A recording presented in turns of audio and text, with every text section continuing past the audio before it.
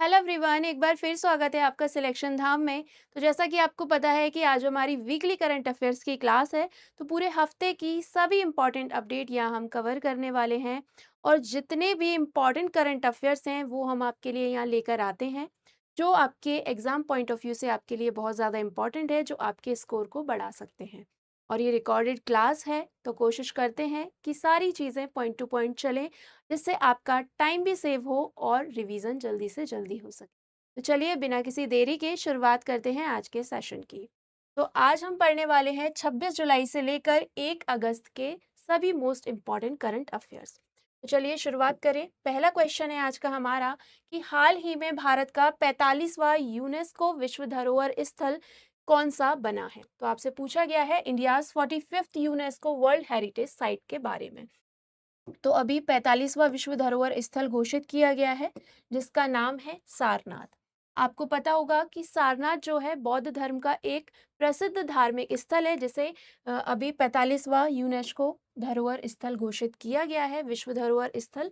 और इसकी घोषणा की गई है दक्षिण कोरिया के बुसान शहर में। एक समिति का आयोजन किया गया था, 48वें सत्र का आयोजन किया गया था। वर्ल्ड हेरिटेज साइट की जो समिति है उसमें इसकी घोषणा की गई। वैसे 1998 में इसे यूनेस्को वर्ल्ड हेरिटेज साइट की टेंटेटिव लिस्ट में शामिल कर लिया गया था, सारनाथ को। लेकिन अब 28 सालों बाद इसे 45वीं वर्ल्ड हेरिटेज साइट का दर्जा मिला है। ठीक है, इसके हिस्टोरिकल सिग्निफिकेंस की हम बात करें तो सारनाथ वही जगह है जहां भगवान बुद्ध ने अपना पहला उपदेश दिया था अपने 5 शिष्यों को, जो कि कहलाया धर्म चक्र प्रवर्तन। ठीक है, इसके बाद बात करें तो ये कहाँ पर स्थित है, तो ये उत्तर प्रदेश के वाराणसी के पास स्थित है सारनाथ। ठीक है, और जैन ग्रंथों के अनुसार इसे सिंहपुर भी कहा गया है। क्या कहा गया है? सिंहपुर। ये आपके लिए बहुत इंपॉर्टेंट है, क्योंकि यहाँ पर ही जैन धर्म के 11वें तीर्थंकर भगवान श्रेयांसनाथ, आपको पता होगा 11वें तीर्थंकर, आपने सारे तीर्थंकर पढ़े होंगे। तो 11वें नंबर के तीर्थंकर हैं भगवान श्रेयांसनाथ। उनके चारों कल्याणक यानी कि उनका गर्भ, जन्म, तप, ज्ञान यहीं पर हुआ है। तो ये 11वें नंबर के तीर्थंकर हैं। यहाँ पर इसे सिंहपुरी भी या सिंहपुर भी कहा जाता है जैन धर्म के अनुसार।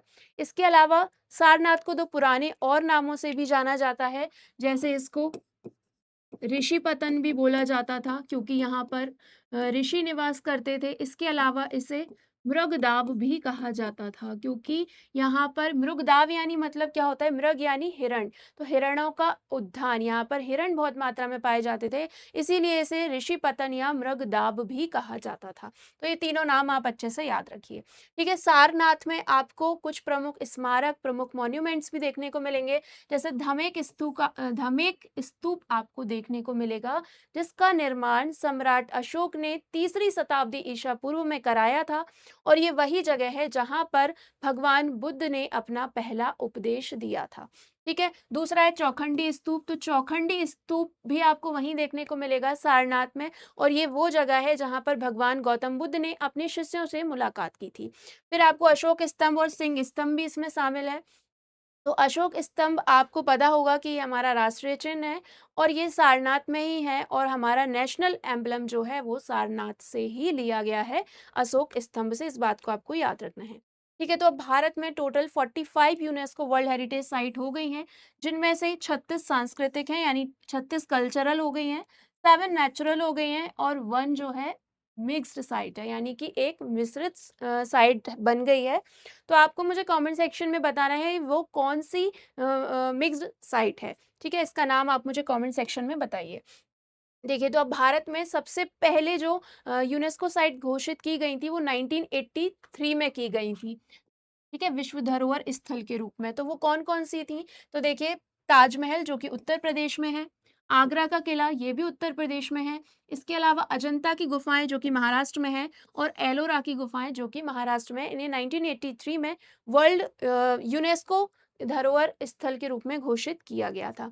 ठीक है, तो इस हिसाब से अब उत्तर प्रदेश में कुल 4 विश्व धरोहर स्थल हो गए हैं। ठीक है, पहला तो आपका आगरा का ताजमहल हो जाता है, दूसरा आपका आगरा का किला हो जाता है, तीसरा फतेहपुर सीकरी को भी इसमें शामिल किया जा चुका है पहले, तो ये तीसरे नंबर का हो जाता है। और चौथा आपको पता है कि अभी सारनाथ को इसमें शामिल कर लिया गया है। तो ये सभी फैक्ट्स आप अच्छे से नोट कर लीजिएगा, ठीक है।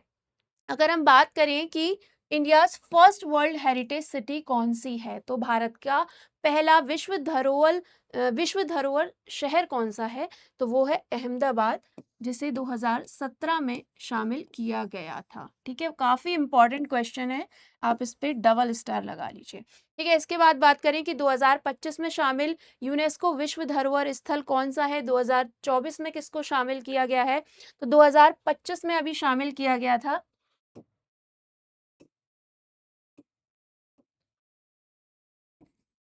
मराठा लैंडस्केप। मराठा लैंडस्केप को शामिल किया गया था, जो कि अभी हमारे भारत का 44वां यूनेस्को विश्व धरोहर स्थल था, जिसमें मराठाओं के द्वारा दुर्ग बनाए गए थे दुश्मनों को मार गिराने के लिए।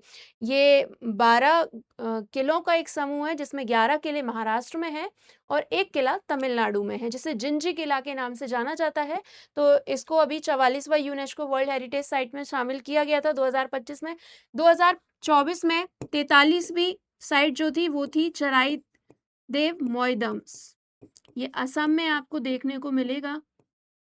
इसमें वहां के राजा रानी का अंतिम विश्राम स्थल यानी कि उनकी कब्र बनाई गई है, चराई देव मोइडम्स। तो आपको याद रखना है कि 43, 44 और 45 सबसे अधिक विश्व धरोहर स्थल आपको कहाँ देखने को मिलेंगी, किस देश में, तो उसका नाम है इटली, ठीक है। तो सारनाथ से संबंधित या यूनेस्को से संबंधित जितनी भी डिटेल्स थी वो हमने यहाँ पर कवर कर ली हैं, तो आपको याद रखना है, ठीक है।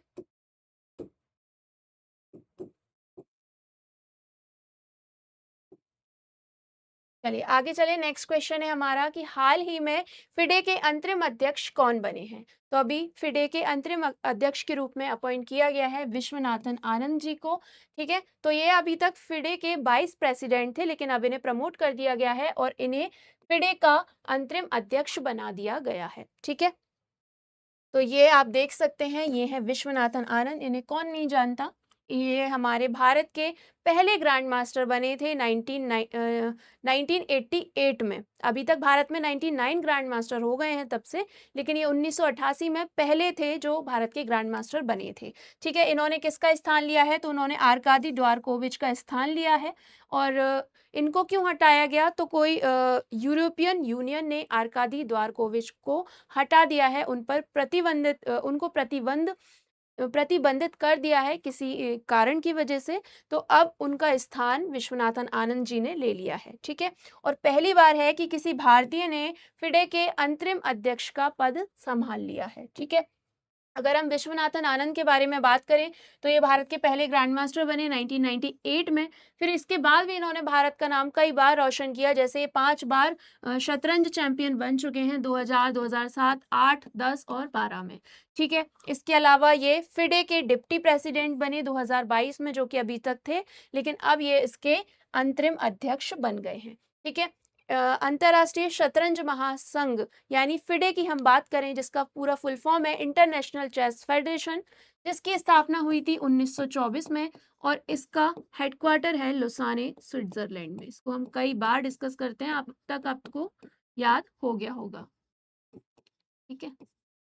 आगे चलें, अगला क्वेश्चन है हमारा कि पेपर लीक संशोधन विधेयक 2026 के अनुसार पेपर लीक वालों के लिए कितने साल की सजा का प्रावधान है। तो अब जो लोग पेपर लीक करेंगे, जो इसमें संलिप्त पाए जाएंगे, उनको 5 से 10 साल की सजा का प्रावधान है और उन पर 10 करोड़ रुपए का जुर्माना भी लगाया जाएगा, ठीक है। इसको कैबिनेट में मंजूरी मिली 25 जुलाई 2026 को और इसकी अध्यक्षता की नरेंद्र मोदी जी ने। आपने देखा होगा कि मोदी जी ने वीडियो डाला था हेलो फ्रेंड्स करके, तो नरेंद्र मोदी जी ने इसकी अध्यक्षता की है, अब हमारे फ्रेंड बन गए हैं मोदी जी, देखिए। और ये क्यों लाया गया है, ये बिल क्यों लाया गया है, अब तो ये राष्ट्रपति जी की भी मंजूरी इसमें मिल गई है।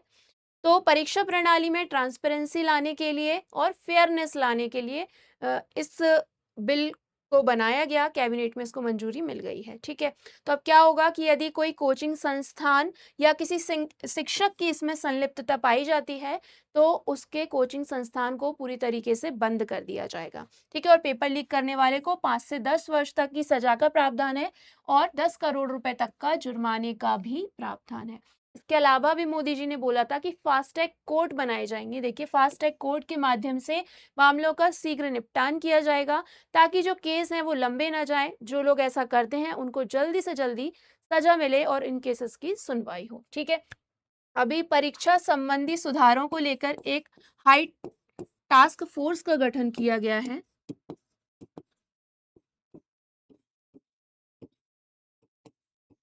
ठीक है, तो एक उच्च स्तरीय हाई टास्क फोर्स का गठन किया गया है, जिसके प्रेसिडेंट बने हैं अभी, उनका नाम आप याद रखिए, नंदन नीलकेणी। नंदन नीलकणी जो हैं इसके चेयरमैन बने हैं। इस नाम को आप याद रखिए, अभी आपसे पूछा जाएगा। ठीक है, अगला क्वेश्चन है कि कॉमनवेल्थ गेम्स 2026 में भारत के लिए पहला पदक किसने जीता है। तो आप सबको पता है, हमने लास्ट क्लास में भी डिस्कस किया था और आप आए दिन मेडल टैली देख रहे होंगे कि कॉमनवेल्थ गेम्स का आयोजन हो रहा है। 23 जुलाई से ये शुरू हुए और 2 अगस्त तक ये होने वाले हैं। ठीक है, तो इसमें भारत के लिए पहला पदक लेकर आए झंडू कुमार। ठीक है, ये जो झंडू कुमार है ये एक पैरा एथलीट है। पैरा एथलीट की मैं बात करूं तो मैं दिव्यांग की बात कर रही हूँ, यानी जिनके हाथ में या पैर में, शरीर में कोई प्रॉब्लम है, वो पैरा कहलाते हैं, यानी कि दिव्यांग कहलाते हैं। तो ये एक पैरा एथलीट है जो बहुत मुश्किलों के साथ यहाँ पहुंचे हैं और इन्होंने ही कॉमनवेल्थ गेम्स में भारत को पहला पदक दिलाया है 2026 में। ठीक है, तो ये एक पैरा लिफ्टर है और इन्होंने भारत को ब्रॉन्ज मेडल दिलाया है, आपको याद रखना है। अच्छा ठीक है, भारत को पहला स्वर्ण पदक किसने दिलाया है, तो वो दिलाया है मीराबाई चानू ने। ठीक है, और अभी आपने कल देखा होगा कि अस्मिता डे ने जो कि भारत को जूडो में सबसे पहला गोल्ड मेडल दिलाने वाली महिला बन गई है, पहली भारतीय महिला बन गई है जिन्होंने जूडो में भारत को पहला गोल्ड मेडल दिलाया है। तो उनका नाम भी आप याद रखिए, अस्मिता डे। ठीक है, बाकी सारी जितनी भी अपडेट्स हैं कॉमनवेल्थ को लेकर हम आगे आने वाले वीडियो में पूरा कवर करेंगे। ठीक है, कॉमनवेल्थ के बारे में अगर हम और देखें तो इसका 23वें संस्करण का आयोजन किया जा रहा है और ग्लासगो स्कॉटलैंड में इसकी मेजबानी की जा रही है। ठीक है, ये खेल जो है 23 जुलाई से शुरू हुए और 2 अगस्त तक ये आयोजित किए जा रहे हैं। भारत ने इन खेलों के लिए 120 सदस्यीय प्रतिनिधि मंडल का चयन किया था और इसमें भारत की तरफ से फ्लैग बियरर कौन रही, मीराबाई चानू, जिन्होंने हमें हमारे भारत को पहला गोल्ड मेडल इस बार जिताया है, जो कि वेट लिफ्टर हैं, और लवलीना बोरगोहेन जो कि बॉक्सिंग से संबंधित हैं। ठीक है, इस बार कुछ गेम्स जो हैं वो इसमें शामिल किए गए हैं, जैसे net ball, lawn balls, squash, जो कि ओलंपिक में अभी तक नहीं होते थे, वो इनको शामिल किया गया है इसमें। ठीक है, और 74 देशों के लगभग 3000 एथलीट इसमें शामिल हुए हैं। इसका शुभंकर यानी मैस्कॉट की बात करें तो फिन्नी इसका मैस्कॉट है। ये आप देख सकते हैं, ये है फिन्नी, जो कि स्कॉटलैंड का जो राष्ट्रीय चिन्ह है उससे रिलेट ये करता है, यूनिकॉर्न उससे ये संबंधित है। ठीक है, आगे चलें तो देखिए, आगामी आयोजन की यानी कि अपकमिंग एडिशंस की हम बात करें तो 22वें राष्ट्रमंडल खेल 2022 का आयोजन बर्मिंघम इंग्लैंड में किया गया था। 2026 में आपको पता है कि ग्लासगो स्कॉटलैंड में हो रहा है और 2030 का जो कॉमनवेल्थ होगा वो हमारे भारत के अहमदाबाद में आपको देखने को मिलेगा। ठीक है, वो 24वें राष्ट्रमंडल होंगे। आगे बात करें कॉमनवेल्थ गेम्स की, स्टैटिक की बात करें तो इसकी शुरुआत 1930 में कनाडा से हुई थी। पुराना नाम था इनका ब्रिटिश एम्पायर गेम्स। 1930 से 1950 तक यही नाम था। इसका आयोजन हर 4 साल में होता है और इसका आयोजन कराता है CGF, है ना, तो फेडरेशन कॉमनवेल्थ गेम्स, इसके द्वारा इसका आयोजन कराया जाता है। ठीक है, आगे चलें तो नाडा द्वारा प्रोविजनल रूप से सस्पेंड किए जाने के बाद किस भारतीय जूडो खिलाड़ी को ग्लासगो कॉमनवेल्थ गेम्स 2026 से हटा दिया गया है। नाडा यानी कि नेशनल एंटी डोपिंग एजेंसी के द्वारा प्रोविजनल रूप से कुछ खिलाड़ियों को सस्पेंड किया गया कॉमनवेल्थ गेम्स में।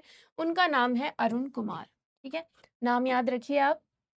तो ये आप देख सकते हैं, ये हैं अरुण कुमार और इन्हें ही अभी कॉमनवेल्थ गेम्स 2026 में नहीं खेलने दिया जा रहा है। उसके पीछे रीज़न है, ये एक जूडो खिलाड़ी हैं और देखिए क्या रीज़न है, तो उनके शरीर में प्रतिबंधित स्टेरॉइड पाया गया है, जिसके बाद उन्हें अस्थायी रूप से निलंबित कर दिया गया है। ठीक है, वहीं एक और खिलाड़ी हैं कॉमनवेल्थ गेम्स में 2022 की सिल्वर मेडलिस्ट है तुलिका मान, उनको भी ग्लासगो गेम्स से बाहर रखा गया है। क्यों? क्योंकि उन्होंने 12 महीनों में 3 बार अपनी सही लोकेशन की जानकारी नहीं दी और टेस्टिंग के लिए भी उपलब्ध नहीं रही। इसीलिए बाडा के नियमों के तहत एंटी डोपिंग रूल वायलेशन माना जाता है। ऐसा करना कि आपको अपनी सही लोकेशन नहीं देना 1 साल में 3 बार और टेस्टिंग के लिए भी उपलब्ध ना रहना, तो इसीलिए इन्हें निलंबित कर दिया गया है बाडा के द्वारा। बाडा यानी कि वर्ल्ड एंटी डोपिंग एजेंसी, जो कि विश्व स्तर पर आपका काम करती है। ठीक है, जुडोका की बात करें तो जूडो खेलने वाले या इसका अभ्यास करने वाले खिलाड़ी को जुडोका कहा जाता है। ठीक है, अरुण कुमार जो है एक जूडो खिलाड़ी हैं, ये हरियाणा के हैं और ये पुरुषों के 73 किलोग्राम वर्ग के जुडोका हैं। तुलिका मान की बात करें तो ये दिल्ली से हैं और ये 78 किलोग्राम कैटेगरी की जुडोका है। ये आप देख सकते हैं, ये है तुलिका मान और इन्होंने ही अभी 2022 में जब बर्मिंघम में कॉमनवेल्थ गेम्स हुए थे तब भारत को रजत पदक दिलाया था, लेकिन इस बार इन्हें बैन रखा गया है।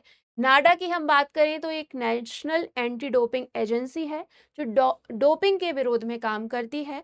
डोपिंग यानी कि जहां कोई खिलाड़ी कोई ऐसा खतरनाक पदार्थ तो नहीं ले रहा है, कोई ड्रग तो नहीं ले रहा है, कोई स्टेरॉइड तो नहीं ले रहा है या ऐसी कोई नशीली दवाइयां तो नहीं ले रहा है जिससे उसका प्रदर्शन बढ़ रहा है, उसकी क्षमता बढ़ रही है। क्योंकि उनका मानना है कि जो भी हो वो फेयर हो। ठीक है, तो उसके खिलाफ ये काम करती है, नेशनल एंटी डोपिंग एजेंसी है जो कि भारत की राष्ट्रीय डोपिंग संस्था है, एंटी डोपिंग संस्था है और एंटी डोपिंग रूल्स ये लागू करती है। इसकी स्थापना 24 नवंबर 2005 को हुई थी सोसाइटीज रजिस्ट्रेशन एक्ट 1860 के तहत। और ये किस मंत्रालय के अंतर्गत काम करती है? तो युवा मामले और खेल मंत्रालय के अंतर्गत ये काम करती है और इसका मुख्यालय है नई दिल्ली में। ठीक है, जिस तरीके से नाडा है उसी तरीके से बाडा है, लेकिन बाडा विश्व स्तर पर काम करती है। तो इसका फुल फॉर्म है वर्ल्ड एंटी डोपिंग एजेंसी, जो कि खेलों में डोपिंग रोकने और एंटी डोपिंग रूल्स बनाने का काम करती है विश्व स्तर पर। इसकी स्थापना 1999 में हुई थी और इसका मुख्यालय जो है वो मॉन्ट्रियल कनाडा में है। आगे चलें कि भारत सरकार ने किस Bluetooth peer to peer messaging app को हटाने का आदेश दिया है? तो इस ऐप का नाम है बिटचैट। तो बिटचैट ने अभी इस बिटचैट को हटाने का आदेश दिया गया है भारत सरकार के द्वारा। तो देखिए, भारत साइबर अपराध समन्वय केंद्र, ठीक है, क्या नाम है, साइबर क्राइम कोऑर्डिनेशन सेंटर, जो कि मिनिस्ट्री ऑफ होम अफेयर्स के अंतर्गत आता है, ने 23 जुलाई 2026 को गिफ्ट हब पर ये ऐप उपलब्ध था। ब्लूटूथ आधारित ऑफलाइन मैसेजिंग ऐप बिटचैट के रिपोजिटरी और सोर्स कोड को हटाने का निर्देश दिया गया है। तो गिफ्ट हब को ये बिटचैट को हटाने का निर्देश दिया गया है। 23 जुलाई 2026 को ये जारी किया गया था आदेश और इसको सार्वजनिक किसने किया? तो इस ऐप के जो फाउंडर हैं जैक डॉर्सी, जो कि ट्विटर के भी एक्स सीईओ हैं, पूर्व सीईओ हैं जैक डॉर्सी, उन्होंने इसको सार्वजनिक किया है। ठीक है, तो अब ये बिटचैट है क्या? तो बिटचैट एक peer to peer messaging app है, ओपन सोर्स है, तो सबके लिए उपलब्ध होता है और ये ब्लूटूथ के जरिए काम करता है। तो देखिए कि इसमें internet, mobile network, SIM card या सेंट्रल सर्वर की आवश्यकता नहीं होती। ठीक है, आसपास मौजूद मोबाइल ब्लूटूथ के माध्यम से एक दूसरे तक संदेश पहुंचाते हैं। सिर्फ ब्लूटूथ की इसमें आवश्यकता है और यूजर्स बिना किसी सेंट्रल सर्वर के एक दूसरे को आसानी से मैसेज भेज सकते हैं। देखिए, ये app internet, mobile network, phone number या यूजर रजिस्ट्रेशन के बिना आसपास मौजूद डिवाइसेस के बीच सुरक्षित मैसेज भेजने की सुविधा प्रदान करता है और इसकी जो कम्युनिकेशन रेंज है वो 30 से 100 मीटर है। यानी कि आप देखिए कि जैसे हमें मोबाइल नेटवर्क की आवश्यकता होती है, लेकिन इसको किसी भी नेटवर्क की आवश्यकता नहीं है। सिर्फ ब्लूटूथ के जरिए 30 से 100 मीटर की रेंज में आप आसानी से बात कर सकते हैं। ना ही किसी फ़ोन नंबर की ज़रूरत है, ना ही किसी सिम कार्ड की ज़रूरत है, ना ही किसी मोबाइल नेटवर्क की ज़रूरत है। तो इस बिटचैट ऐप को हटाने के आदेश दिए गए। क्यों? क्योंकि अभी आपने देखा होगा कि जो जंतर मंतर में प्रोटेस्ट चल रहा था, वहाँ पर जो प्रदर्शनकारी थे वो इसी ऐप का यूज़ करके बात कर रहे थे, जबकि इंटरनेट को बंद कर दिया गया था तो वो इसी का इस्तेमाल कर रहे थे। तो ये जो परिस्थिति है वो राष्ट्र के लिए, हमारे राष्ट्र के कानून के लिए बहुत खतरे वाली है। तो इसी को ध्यान में रखते हुए सरकार ने इसको बंद करने के आदेश दिए हैं, क्योंकि आप देख सकते हैं कि कई सारे टेररिस्ट वगैरह जो हैं वो इसका यूज़ कर सकते हैं और सरकार को पता ही नहीं चलेगा। तो कई ऐसी गतिविधियां हो सकती हैं जो हमारे राष्ट्र के लिए खतरा बन सकती हैं। तो इसीलिए इस ऐप को बंद करने के आदेश दिए गए हैं। अगला क्वेश्चन है कि हाल ही में यूनेस्को द्वारा निम्नलिखित में से किसे विश्व धरोहर स्थल घोषित किया गया है? अभी हमने भारत की बात की, तो भारत का 45वां विश्व धरोहर स्थल सारनाथ बना, उसके बारे में हमने डिटेल से जाना। अब हम बात कर रहे हैं विश्व की, तो अभी 4 ऐसे विश्व धरोहर स्थल घोषित किए गए हैं नए। तो देखिए, ये इसका आंसर है उपर्युक्त सभी, यानी कि माउंट ओलंपस, असुका फुजीवारा और डी डे लैंडिंग बीच। चलिए समझते हैं। तो ये 4 नए विश्व धरोहर स्थल हैं जो यूनेस्को ने अभी शामिल किए हैं, जिनमें पहला है माउंट ओलंपस, जो कि ग्रीस की सबसे ऊंची चोटी है। ठीक है, माउंट ओलंपस आपने सुना होगा, इसी के ऊपर ही ओलंपिक का नाम रखा गया है। और ये एक हमने देखा कि कुछ नेचुरल साइट होती हैं, कुछ कल्चरल होती हैं और कुछ मिक्स्ड होती हैं। तो ये जो है नेचुरल साइट है। ठीक है, और पौराणिक कथाओं के अनुसार यहाँ 12 ओलंपियन देवताओं के पवित्र निवास और ज्यूस के सिंहासन के रूप में प्रसिद्ध है। ठीक है, नेक्स्ट है आपका असुका फुजीवारा। तो आप नाम से ही समझ सकते हैं कि ये जापान से रिलेटेड है, तो ये जापान में है। और ये एक पुरातत्व स्थलों का समूह है, यानी कि ये एक कल्चरल साइट है और इसे भी अभी यूनेस्को विश्व धरोहर स्थल में शामिल किया गया है। नेक्स्ट है डी डे लैंडिंग बीच। ये आप देख सकते हैं, ये डी डे लैंडिंग बीच है और ये असुका फुजीवारा है जो कि जापान में है। ये जो डी डे लैंडिंग बीच है वो आपको फ्रांस में देखने को मिलेगा और ये एक नेचुरल साइट है। ठीक है, आगे चले तो अगला है बोमा बॉन्डिगिलो माइग्रेटरी लैंडस्केप। ये आप देख सकते हैं। ठीक है, और ये भी एक नेचुरल साइट है जो कि दक्षिणी सूडान में आपको देखने को मिलेगी। तो इन चारों साइट्स को यूनेस्को ने अभी वर्ल्ड हेरिटेज साइट में शामिल किया है। ठीक है, आगे चले तो सरकार के अनुसार वर्ष 2014 से लेकर वर्ष 2023 तक के बीच संविधान में कुल कितने संशोधन किए गए? ठीक है, तो मोदी सरकार ही आई थी 2014 में, तब से लेकर अभी तक कितने संविधान संशोधन किए गए हैं, इनकी हम बात कर रहे हैं। तो अभी 8 संविधान संशोधन ऐसे हैं जो किए गए हैं और आपके लिए मोस्ट मोस्ट मोस्ट इम्पॉर्टेंट है, आपको ज़रूर एग्जाम में देखने को मिलेंगे, तो आप इन्हें बहुत अच्छे से याद कर लीजिएगा। हम सारे यहाँ पर देखने वाले हैं। तो देखिए, 2014 से 2023 के बीच भारतीय संसद द्वारा भारतीय संविधान में कुल 8 संविधान संशोधन, जो कि 99वें संविधान संशोधन से लेकर 106वें संविधान संशोधन तक ये किए गए हैं। ठीक है, तो सितंबर 2023 तक 106 संवैधानिक संशोधन अधिनियम पारित हो चुके हैं। चलिए अब हम देखने वाले हैं कौन कौन से वो संशोधन। पहला है 99वां अमेंडमेंट एक्ट 2014। इसमें क्या था, तो सुप्रीम कोर्ट और हाई कोर्ट के जजों की नियुक्ति जो है कॉलेजियम सिस्टम को बदलने के लिए राष्ट्रीय न्यायिक नियुक्ति आयोग का गठन किया गया था, जिसे 2015 में सुप्रीम कोर्ट ने असंवैधानिक घोषित कर दिया गया था। तो अभी तक क्या कॉलेजियम प्रणाली चलती थी जिसमें जजों की नियुक्ति और उनका तबादला किया जाता था। वो कैसे होता था कि उसमें मुख्य न्यायाधीश और 4 जज मिलकर उस जज का नाम भेजते थे। तो उसी के बदले राष्ट्रीय न्यायिक नियुक्ति आयोग का गठन किया गया था। उनका मानना था कि ये सब कुछ फेयर नहीं है, इसमें सभी जजेस को शामिल करना चाहिए, सबका मत होना चाहिए। ठीक है, तो इसे 2015 में सुप्रीम कोर्ट ने असंवैधानिक घोषित कर दिया गया था। ये था आपका 99 अमेंडमेंट एक्ट। नेक्स्ट है आपका 100 संशोधन यानी कि 100 अमेंडमेंट एक्ट। इसमें क्या हुआ था, तो भारत और बांग्लादेश के बीच ऐतिहासिक भूमि सीमा समझौता हुआ था। मतलब कुछ जमीन हमने बांग्लादेश को दी थी, कुछ बांग्लादेश ने हमें जमीन दी थी, तो उसको लेके एक समझौता हुआ था, एक लैंड बाउंड्री एग्रीमेंट हुआ था। तो इसके तहत दोनों देशों ने आपसी सहमति से कुछ क्षेत्र एनक्लेव का आदान प्रदान किया था, जो मैं आपको बता रही हूँ। तो ये था आपका 100वां संविधान संशोधन जो 2015 में किया गया। फिर आया आपका 101 अमेंडमेंट एक्ट 2016। जो जिसमें क्या किया गया, तो देश में वस्तु एवं सेवा कर यानी कि GST, goods and service tax लगाया गया, जो 1 जुलाई 2017 से प्रभावी हुआ। लेकिन अमेंडमेंट एक्ट की बात करें तो वो है 101वां अमेंडमेंट एक्ट 2016, और इसमें जीएसटी काउंसिल की स्थापना भी हुई थी। मोस्ट इंपॉर्टेंट है। नेक्स्ट है आपका 102वां अमेंडमेंट एक्ट 2018। इसमें जो national commission for backward classes है, उसको संवैधानिक दर्जा प्रदान किया गया फॉर एसटी एंड एससी। ठीक है, इसको याद रखना है आपको। ये 102वां संविधान संशोधन है।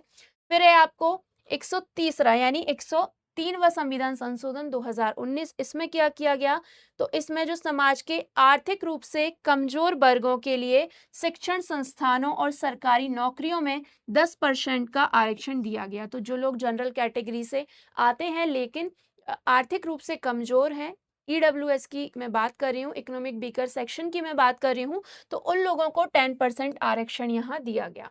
फिर आता है आपका 104वां अमेंडमेंट एक्ट 2020। इसमें क्या हुआ, तो इसमें लोकसभा और राज्य विधानसभाओं में एससी तथा एसटी के आरक्षण की अवधि को अगले 10 वर्षों के लिए बढ़ा दिया गया। और जो एंग्लो इंडियन के जो पद होते थे, 2 पद जो एंग्लो इंडियन के होते थे, उनकी सीटों को पूरी तरीके से समाप्त कर दिया गया। क्या कि लोकसभा, राज्यसभा और विधानसभाओं में एससी एसटी के आरक्षण की अवधि को 10 वर्ष तक के लिए बढ़ा दिया गया, और एंग्लो इंडियंस के जो 2 पद थे उन्हें पूरी तरीके से समाप्त कर दिया गया। फिर आता है आपका 105वां अमेंडमेंट एक्ट 2021। इसमें क्या किया गया, तो राज्यों को सामाजिक और शैक्षणिक रूप से पिछड़े वर्गों की पहचान कर और उनकी सूची तैयार करने की शक्ति को पुनर्स्थापित किया। ठीक है, ये था आपका 105वां अमेंडमेंट एक्ट 2021। फिर आता है आपका 106वां अमेंडमेंट एक्ट 2023 में जो हुआ, जो कि बहुत ज्यादा इंपॉर्टेंट है। देखिए कि इसके तहत लोकसभा, राज्य विधानसभाओं और दिल्ली विधानसभा में महिलाओं के लिए 33% सीटें आरक्षित की गई, जिसे कहा गया महिला शक्ति बंधन अधिनियम। नारी शक्ति वंदना अधिनियम भी इसे वंदन अधिनियम भी इसे कहा जाता है। क्या, नारी शक्ति बंधन अधिनियम इसे कहा गया, जिसमें लोकसभा, राज्य विधानसभा और दिल्ली विधानसभा में महिलाओं के लिए 33% सीटें आरक्षित की गई। तो ये जितने भी अमेंडमेंट एक्ट हैं आपके लिए मोस्ट इंपॉर्टेंट है, तो आप इनको अच्छे से याद कर लीजिए।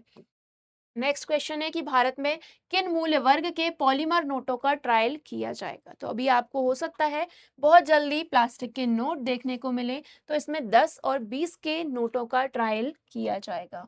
ठीक है, आप देख सकते हैं इस तरीके के ये नोट आएंगे, प्लास्टिक के नोट ये होने वाले हैं। इसको स्वीकृति किसने दी है, तो भारत सरकार ने इसको स्वीकृति दी है, आरबीआई ने इसको स्वीकृति दी है। और इसकी जानकारी किसने दी, तो जो वित्त राज्य मंत्री हैं पंकज चौधरी, इन्होंने इसकी जानकारी दी है।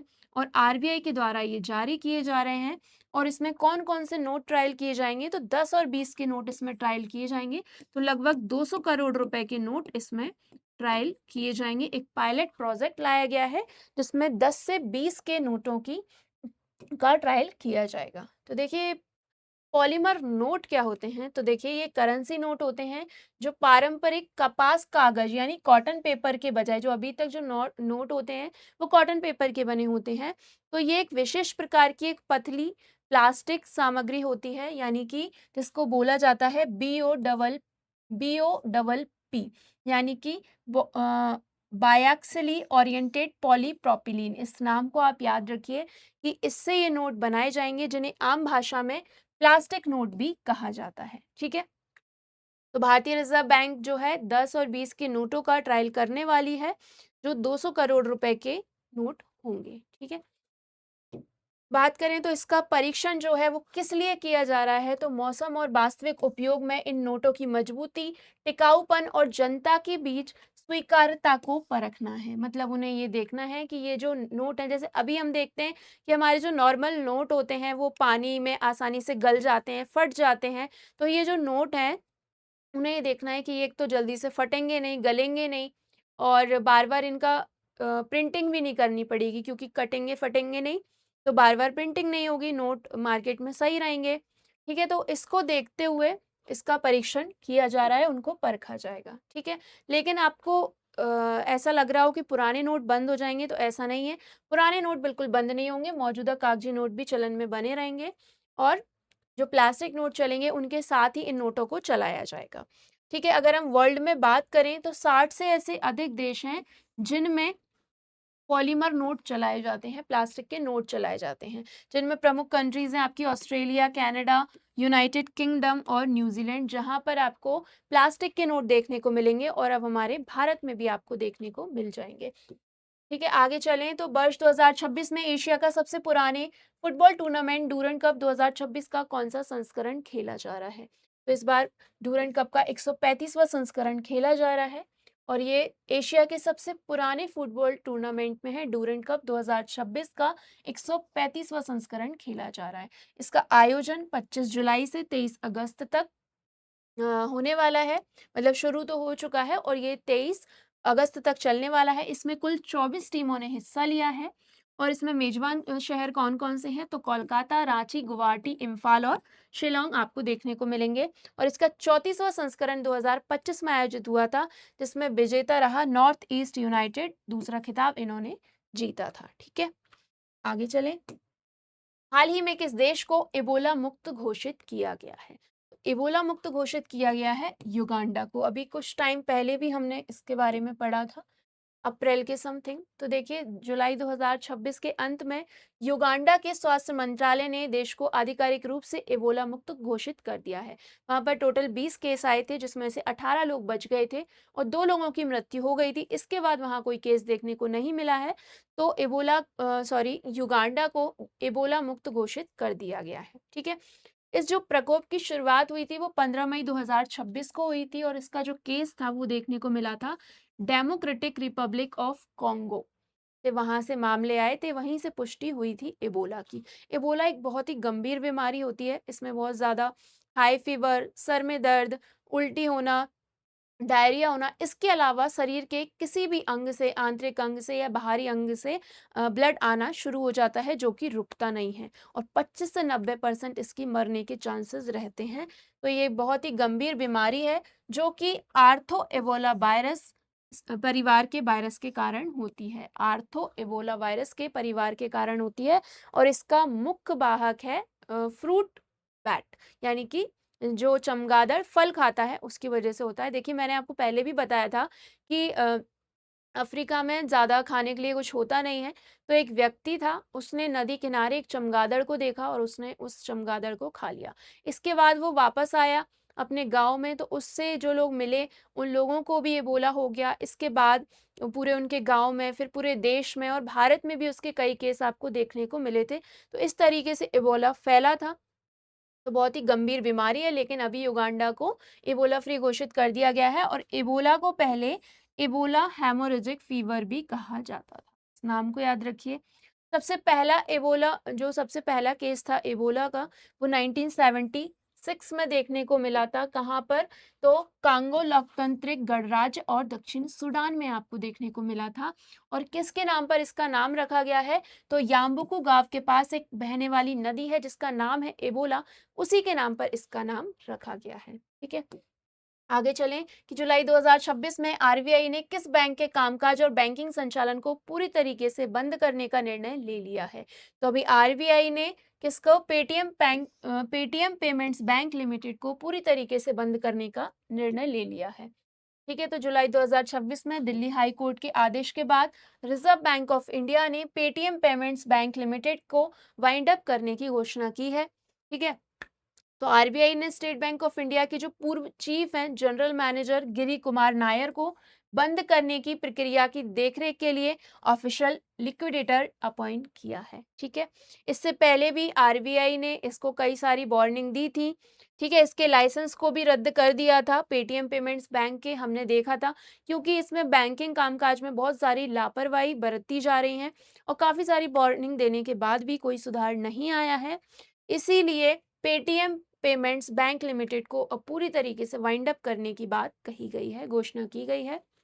इससे पेटीएम ऐप बंद नहीं होगा, उसके जो डिजिटल ट्रांजैक्शन होते हैं, यूपीआई होता है, वो बिल्कुल भी बंद नहीं होगा, लेकिन जो पेटीएम पेमेंट्स बैंक लिमिटेड है उसको पूरी तरीके से बंद कर दिया जाएगा। ठीक है, पेटीएम पेमेंट्स बैंक की हम बात करें तो 28 नवंबर 2017 को इसकी स्थापना हुई थी और इसका मुख्यालय नोएडा उत्तर प्रदेश में आपको देखने को मिल जाएगा। नेक्स्ट क्वेश्चन है कि पर्यावरण प्रदर्शन सूचकांक, ठीक है, 2026 में भारत को 177 देशों की सूची में कौन सा स्थान मिला है? तो भारत को इस बार 176वां स्थान मिला है। इसमें भारत को 177 देशों की सूची में शामिल किया गया था। 177 देश थे और भारत को 176वां स्थान मिला है, यानी कि नीचे से दूसरे स्थान पर है भारत। बहुत ही गंभीर स्थिति है भारत की। जब 2024 में इंडेक्स रिलीज किया गया था, तब 180 देश उसमें शामिल किए गए थे, तब भी भारत की रैंक 176 ही थी और अभी भी भारत की रैंक 176 है। इसमें देखा जाता है कि कौन सा देश पर्यावरण संरक्षण, प्रदूषण नियंत्रण के क्षेत्र में सबसे अच्छा काम कर रहा है। तो इसमें हमारे भारत की स्थिति बहुत ही खराब है। ठीक है, ये जो सूचकांक है, येल और कोलंबिया विश्वविद्यालय द्वारा जारी किया गया है और भारत का स्कोर रहा है 22.46 100 में से। ठीक है, और सबसे अंतिम स्थान पर है लाओस, जो 177वें स्थान पर है, जिसकी स्थिति भारत से भी खराब है। टॉप 3 कंट्रीज कौन कौन सी हैं? तो एस्टोनिया, लग्जमबर्ग और यूनाइटेड किंगडम टॉप 3 में आते हैं। और अगर हम बात करें हमारी जो पड़ोसी देश हैं, हमारी जो नेबरिंग कंट्रीज हैं, उनकी रैंक क्या है? तो भूटान 52 पर, अफगानिस्तान 135 पर, पाकिस्तान 157 पर, श्रीलंका 94 पर, बांग्लादेश 175 पर और नेपाल 128 पर है। तो आपको टॉप 3 याद रखनी है, आपको अपनी नेबरिंग कंट्रीज याद रखनी है और भारत की रैंक भी आपको याद रखनी है। अभी देखिए 2026 में, कुछ 2025 में इम्पॉर्टेंट इंडेक्स जारी किए गए जो आपके लिए बहुत ज़्यादा इम्पॉर्टेंट है। तो एक बार हम देख लेते हैं। जैसे अभी कल ही रिलीज किया गया ये बाजार विकृति प्रदर्शन सूचकांक, उसमें जो भारत की रैंक है वो 57 है। फिर ग्लोबल एयर पावर्स रैंकिंग 2026 में भारतीय वायुसेना का स्थान तीसरा है और पहला स्थान है यूएसए वायुसेना का। विश्व प्रेस स्वतंत्रता सूचकांक 2026 में भारत का स्थान 157वां है और पहला स्थान नॉर्वे का है। ठीक है, वर्ल्ड हैप्पीनेस रिपोर्ट 2026 में भारत का स्थान 116वां है और पहला जो है फिनलैंड का है। वैश्विक शांति सूचकांक 2026 में भारत का स्थान 127वां है, पहला आइसलैंड का है। भ्रष्टाचार धारणा सूचकांक 2025 में भारत का स्थान 91वां है और पहला स्थान डेनमार्क का है। बहुत इंपॉर्टेंट है करप्शन परसेप्शन इंडेक्स। फिर आता है हेनले पासपोर्ट इंडेक्स 2026 Q3 में भारत का स्थान कितना है? 81वां है और 75वां और Q1 और Q2 में 78वां। ठीक है, नेक्स्ट बात करें तो महिला शांति और सुरक्षा सूचकांक 2025-26 में भारत का स्थान 131वां है और पहला डेनमार्क का है। वैश्विक आतंकवाद सूचकांक 2026 में भारत का स्थान 13वां है और पहला पाकिस्तान का है। वैश्विक निर्यात रैंकिंग 2025 में भारत का स्थान 19वां और पहला रहा चाइना का। वैश्विक ऊर्जा संक्रमण सूचकांक 2026 में भारत का स्थान 70वां और पहला रहा स्वीडन का। ठीक है, तो ये आपके इंडेक्स हैं, आप इनको अच्छे से नोट कर लीजिए और याद कर लीजिए। नेक्स्ट क्वेश्चन है कि फुबारा यूपीआई सीमा पार भुगतान सेवा किन दो देशों के बीच शुरू की गई है? तो अभी भारत और मालदीव के बीच फुबारा यूपीआई शुरू किया गया है। ठीक है, तो ये आप देख सकते हैं कि मालदीव और भारत के बीच जुलाई 2026 से अब यूपीआई की शुरुआत की गई है। तो इस सेवा से क्या होगा कि मालदीव में रहने वाले लोग मोबाइल बैंकिंग ऐप के माध्यम से भारत में यूपीआई खातों में तुरंत और रियल टाइम ट्रांजेक्शन कर सकते हैं। ठीक है, तो जो मालदीव में मालदीवियन रुपया है, क्या बोला जाता है उसकी करेंसी को? मालदीवियन रुपया, रुपया नहीं रुपया, उससे भुगतान शुरू होगा, जो कि भारत में भारतीय रुपए इंडियन नेशनल करेंसी के रूप में जमा होगा। ठीक है, इंडियन नेशनल रुपीस के रूप में ये जमा होगा और ये वहां से रुपया के रूप में भुगतान होगा। ठीक है, शुरुआती बैंक कौन कौन से हैं? जो बैंक ऑफ मालदीव और मालदीव इस्लामिक बैंक है, उन्होंने इसकी शुरुआत की है। तो अब मालदीव में अगर आप हैं तो आप भारत में ट्रांजेक्शन बहुत आसानी से कर सकते हैं। नेक्स्ट है कि भारत का पहला समर्पित सैन्य चिकित्सा विभाग कहाँ स्थापित किया गया है? तो भारत का पहला dedicated department of military medicine establish किया गया है कमांड हॉस्पिटल लखनऊ में। ठीक है, तो ये भारत का पहला है, तो वैसे ही इंपॉर्टेंट हो जाता है। तो जो हमारे रक्षा मंत्री हैं राजनाथ सिंह जी, उन्होंने लखनऊ उत्तर प्रदेश के कमांड हॉस्पिटल में भारत के पहले समर्पित मिलिट्री मेडिसिन विभाग का वर्चुअली उद्घाटन किया है। ठीक है, ये जो विभाग है चिकित्सा सेवा महानिदेशालय भारतीय सेना के द्वारा स्थापित किया गया है और विशेष रूप से सैन्य चिकित्सा के अकादमिक अध्ययन, अनुसंधान और परिचालन, चिकित्सा और तैयारियों पर ध्यान देगा। यानी इसमें जो हमारे मतलब सैन्य चिकित्सा के क्षेत्र में जो हमारे आर्मी मैन हैं, जो हमारे जो सेना में शामिल हैं, जितने भी आर्मी मैन हैं, उनके लिए स्वास्थ्य, युद्ध और आपातकालीन स्थितियों में कौन-सी दवा का इस्तेमाल किया जाना चाहिए, युद्ध क्षेत्र में कौन-सी दवा का यूज़ होगा, कभी उन्हें गंभीर चोट है तो किस दवा का यूज़ होगा, तो उसके लिए सैन्य चिकित्सा अनुसंधान यहाँ पर किए जाएँगे, ठीक है? तो ये आपको याद रखना है, सैन्य चिकित्सा के लिए मेनली ये बनाया गया है।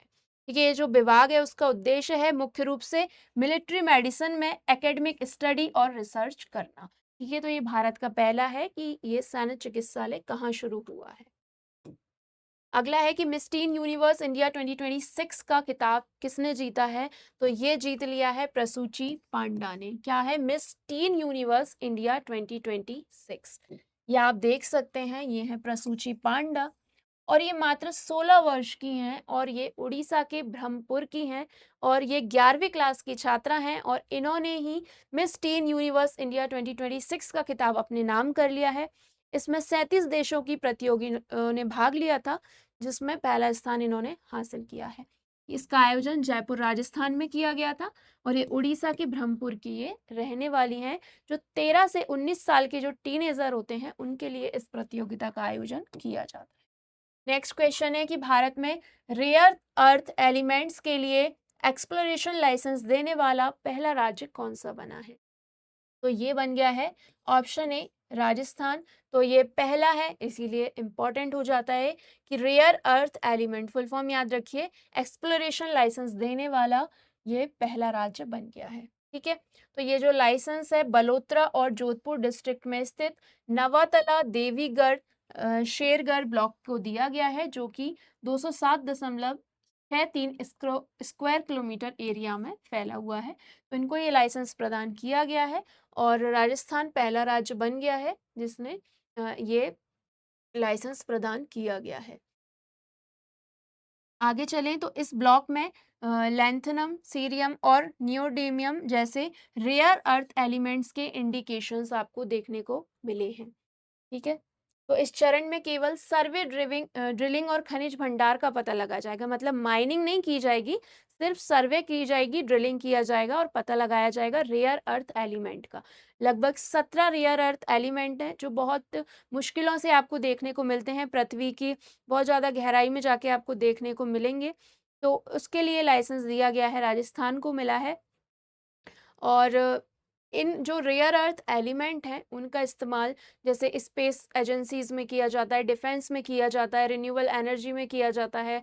इसके अलावा जो हमारे इलेक्ट्रॉनिक्स व्हीकल्स होते हैं उनमें भी किया जाता है, सेमीकंडक्टर्स में भी किया जाता है, तो उनमें रेयर अर्थ एलिमेंट का ही यूज़ किया जाता है।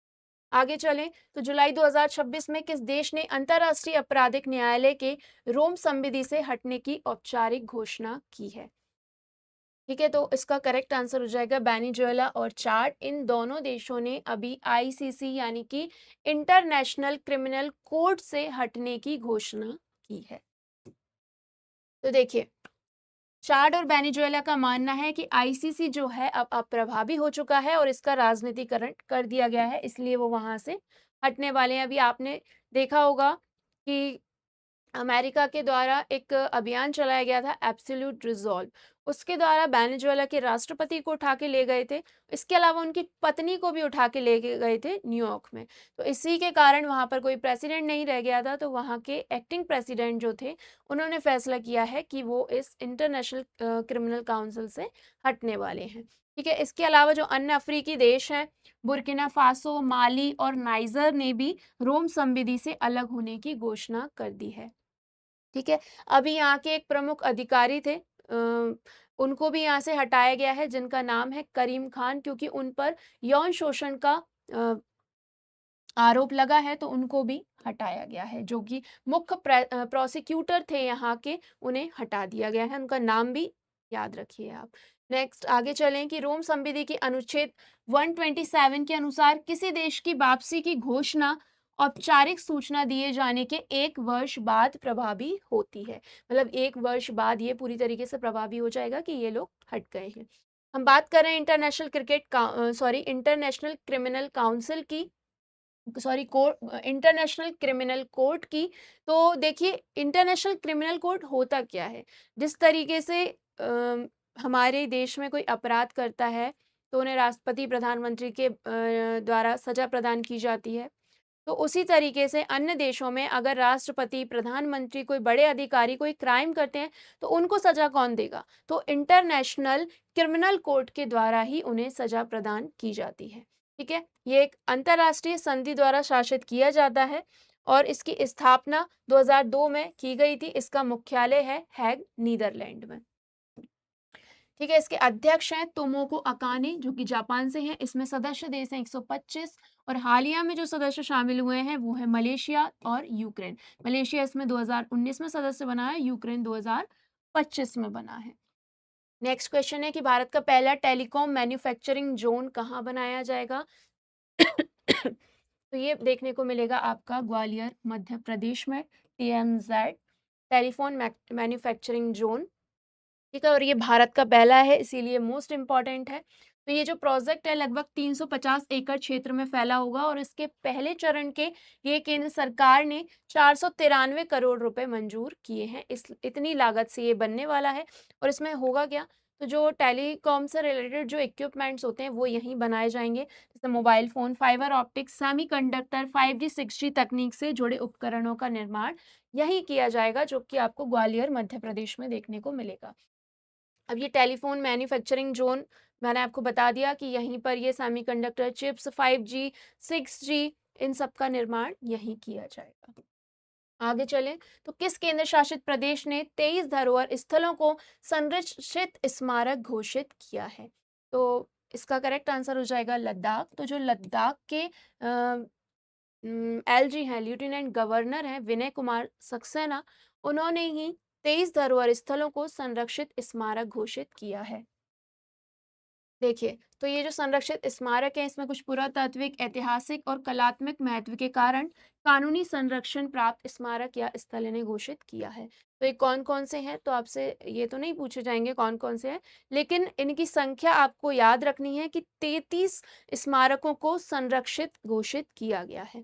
ठीक है, जिसमें मैंने कुछ आपको यहाँ पर लिखे हुए हैं, जैसे सारनाथ का शैलचित्र स्थल, शे में मैत्रेय बुद्ध की शिला नक्काशी, टिंगमोसगंग किला, इसके अलावा सस्पोल की प्राचीन गुफाएं, स्टोंगडे गोम्पा, सुमूर किला, योरवोल्टक, कारगिल के शिलालेख। ठीक है, तो इन सबको इसमें शामिल किया गया है। ठीक है, लद्दाख के बारे में हम बात करें तो ये केंद्र शासित प्रदेश बना 31 अक्टूबर 2019 को और इसकी राजधानी दो हैं, एक शीतकालीन है और एक ग्रीष्मकालीन है। तो जो ग्रीष्मकालीन राजधानी है वो है आपकी लेह और जो शीतकालीन राजधानी है वो आपको देखने को मिलेगी कारगिल। ठीक है, उपराज्यपाल की बात करें तो विनय कुमार सक्सेना जी हैं। जिले टोटल इसमें 7 हो चुके हैं। पहले यहाँ 2 जिले हुआ करते थे, लेह और कारगिल, लेकिन अब इन जिलों की संख्या 7 हो गई है। महत्वपूर्ण झीलों की बात करें तो पेंगोंग सो और सो मोरिरी यहाँ की महत्वपूर्ण झीलें हैं। और अब लद्दाख में हमने देखा कि 7 जिले हो चुके हैं। पहले लेह और कारगिल ये ही 2 जिले थे, लेकिन अब इनकी संख्या बढ़कर 7 हो गई है। देखिए कौन कौन से, नुब्रा, शाम, चांगथांग, जास्कर और द्रास, ये जो 5 जिले हैं वो अभी जोड़े गए हैं, तो इनकी संख्या कुल हो गई है 7। ठीक है, तो ये आपको अच्छे से याद रखने।